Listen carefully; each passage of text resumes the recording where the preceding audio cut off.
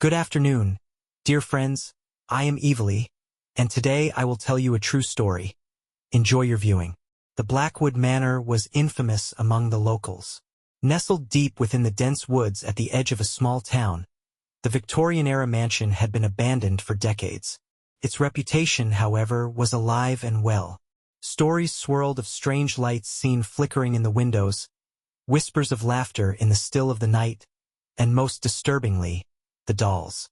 When the Harrington family decided to purchase and renovate the manor, townsfolk tried to warn them, but their warnings were dismissed as superstitions. The Harringtons, Andrew, his wife Clara, and their teenage daughter Emily, moved in during the fall, when the chill in the air seemed to seep into every corner of the house. On their first night in the manor, Emily discovered a small, locked room at the end of the third-floor hallway. The door creaked ominously when pushed open, revealing shelves lined with antique porcelain dolls. Each doll had eyes that seemed too lifelike, with irises glinting even in the dim light. Their expressions were varied, some smiling, others frowning, and a few with faces twisted into grimaces of pain. Emily called for her parents, who marveled at the craftsmanship but quickly dismissed the dolls as remnants of the house's previous owners. Clara suggested donating them to a museum, but Andrew thought they might fetch a good price with collectors.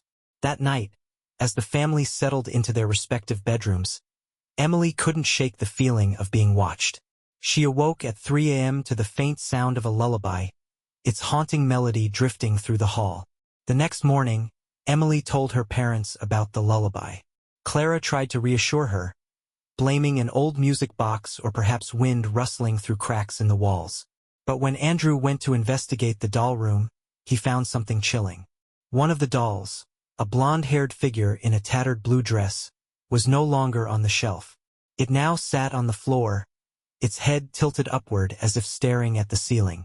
Andrew chuckled nervously and placed the doll back on the shelf, but unease began to settle over him. That night, the faint melody returned, louder this time. Emily locked her bedroom door, but the sound seemed to come from within her room. By morning, the Harringtons were fraying. Clara noticed faint scratch marks along the hallway walls, like something sharp had been dragged across them.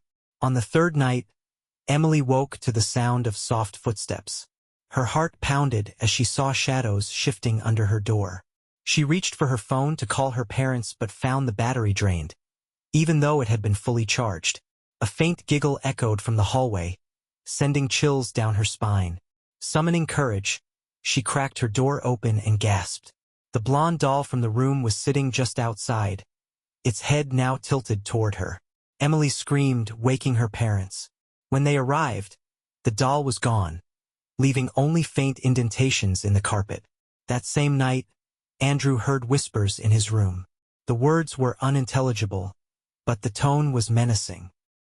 He turned on the bedside lamp, only to find 3 dolls standing at the foot of his bed, their glassy eyes fixed on him. The Harringtons decided to leave the house the next day. They packed hastily in the morning, but when Andrew tried to start the car, it wouldn't budge. The tires were inexplicably flat, and the engine refused to turn over. Desperate, they decided to walk to town, but the woods seemed to stretch endlessly, looping them back to the house every time. Clara suggested calling for help, but every device in the house was dead. Phones, laptops, even the landline. The clocks all froze at 3 a.m. The family gathered in the living room as darkness fell, barricading themselves inside. They armed themselves with whatever they could find. Kitchen knives, a fireplace poker, but dread hung thick in the air.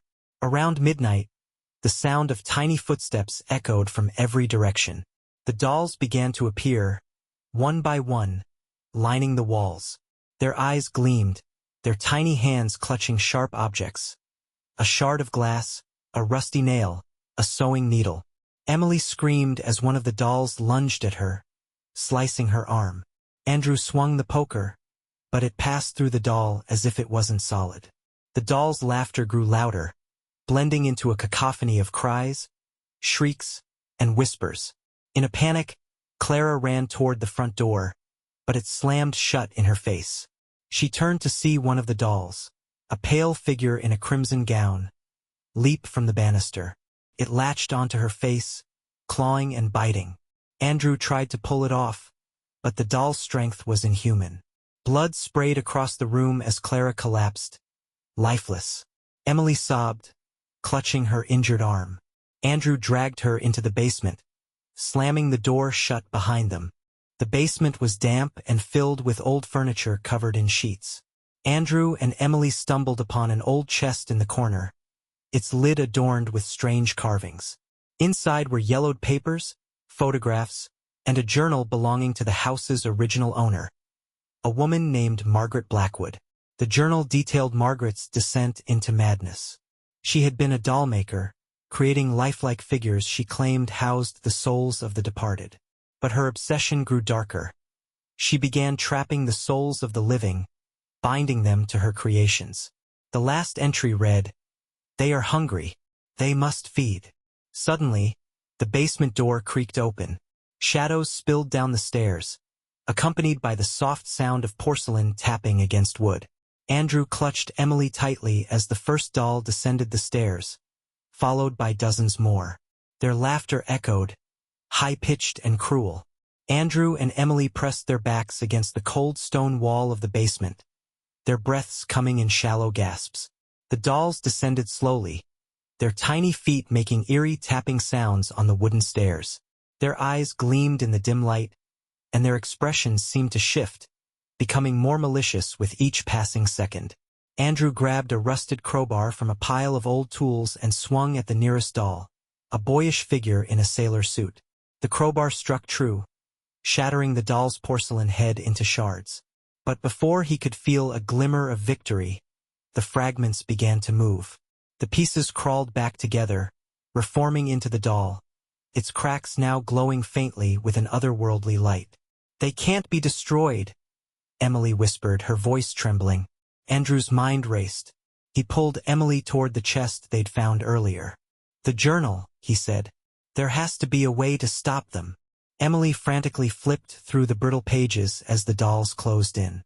One leaped from the stairs, landing just inches from her. She screamed and kicked it away, but more were coming. The journal finally fell open to a page marked with a dark, red stain. "To break the curse, the vessel must be burned. But beware, the spirits will not release their hold without a fight." Andrew grabbed the journal and scanned the rest. It spoke of an ancient ritual Margaret Blackwood had performed, binding the dolls to the house. The only way to end the curse was to destroy the doll room entirely. "We have to set them on fire," Andrew said, his voice resolute. "But how?" Emily cried. Andrew glanced around the basement. In the corner, he spotted a can of kerosene among the forgotten tools and supplies. Grabbing the kerosene, Andrew led Emily back upstairs. The dolls were everywhere now, lining the walls, sitting on the banisters, and peering out from dark corners. Their tiny heads swiveled to watch as the two hurried past. In the doll room, Andrew began dousing the shelves and the floor with kerosene. Emily stood guard, gripping a rusted wrench she had found. Every creak of the floorboards and every shadow seemed to signal an attack.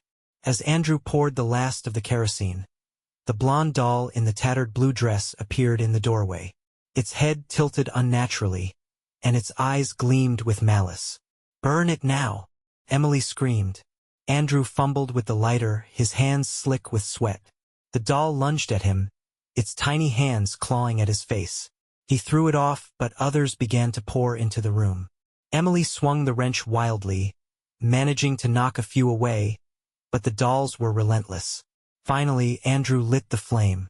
The kerosene ignited instantly, flames roaring to life and consuming the shelves. The dolls shrieked in unison, a sound so piercing it felt as though it could shatter glass. But instead of retreating, the dolls became more aggressive. They climbed over each other, their movements frantic and desperate. The blonde doll leaped at Emily, sinking its sharp porcelain teeth into her arm.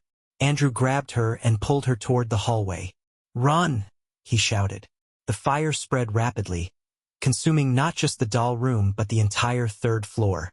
Smoke filled the air, choking their lungs and blinding their vision. As they stumbled down the stairs, The house itself seemed to turn against them.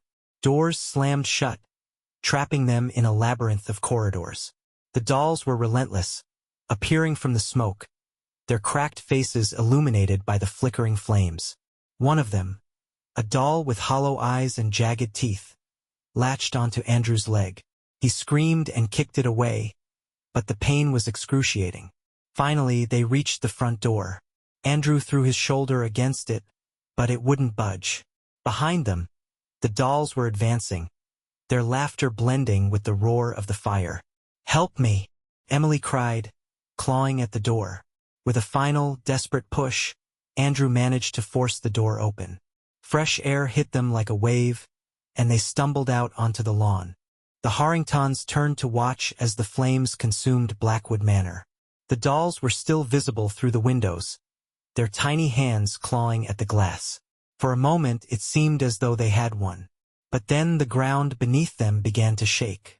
The air grew cold, and a low, guttural growl echoed through the woods. Andrew realized with horror that the spirits weren't bound to the house. They were bound to the dolls. The flames burst through the windows, and the dolls began to emerge, their porcelain bodies blackened but unbroken.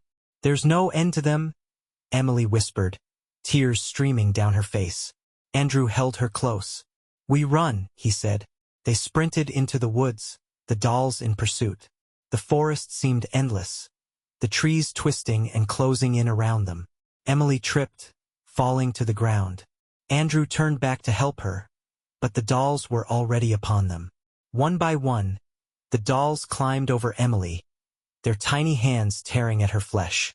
Andrew tried to pull her away, but a sharp pain shot through his chest. He looked down to see a porcelain hand protruding from his body. As darkness overtook him, the last thing he heard was the haunting melody of a lullaby, carried on the wind. The Blackwood Manor stood in ruins, its charred remains a stark contrast to the vibrant forest. But the dolls remained, scattered among the ashes. Weeks later, a group of treasure hunters ventured into the ruins, lured by rumors of valuable antiques. Among the debris they found the dolls. One of the men picked up the blonde doll in the tattered blue dress. Its eyes glinted in the sunlight, and its lips curved into a faint smile. The man chuckled. "Creepy little thing, isn't it?" As he turned to leave, the doll's head swiveled, its eyes locking onto his. The cycle had begun again. Thank you for watching. Support me with a like and a subscribe. Thank you. See you in another video. Bye.